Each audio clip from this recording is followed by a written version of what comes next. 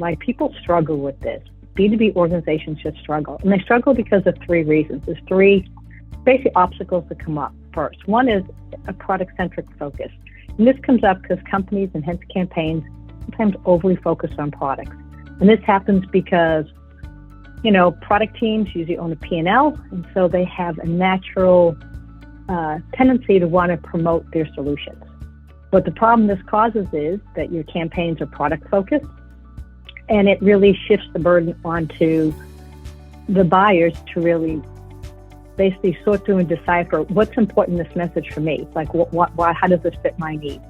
The other thing is that there's multiple products. They have to sift through multiple messages to figure out what's important.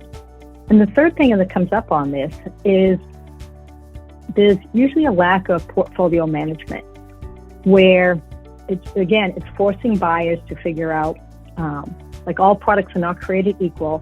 And again, it's your duty as a marketer not to put this on your buyer, but for you to figure out, take those messages, tailor them for each specific persona at a particular stage. And when you're product focused, it ends up being more about the product and less about the buyer. So that's one obstacle. The second one's just siloed planning.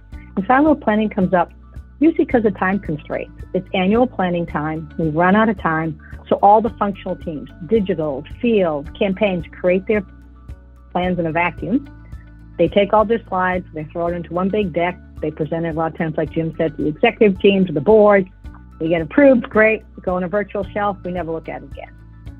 And that leads to, really, if you have no cross-functional planning, it's not tied then to any big business goals, and it just ends up with the tactical teams having really a disjointed outreach. The other thing is there's usually a resource competition going on. Again, because those plans were created independently, no one really had an overview of capacity from your shared services, whether it's your ops team, your email team, your webinar team, which then leads to the third thing I see. Really, there's been a new term around this called collaboration wreck. And if you have like a small marketing team, there's 4 or 5 of you, sure, you can create campaigns, no problem. It's easy to coordinate. Once you start adding on teams, what comes up is an increased need for coordination, for meetings, for communications. And this just leads to basically a lot of random acts of marketing, where each team, independently is doing their outreach, and they're doing it under what they control.